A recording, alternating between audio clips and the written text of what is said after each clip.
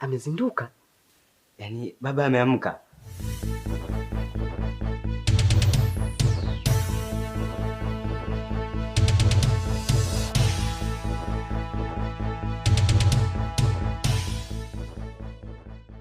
Mnatabasamu nini?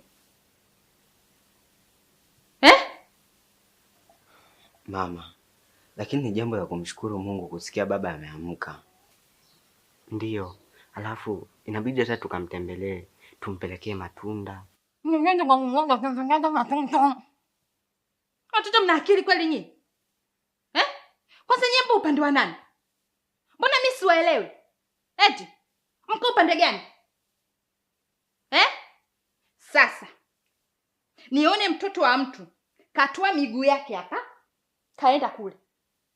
Yaani nione mtoto wa mtu katoa miguu yake hapa kaenda kule.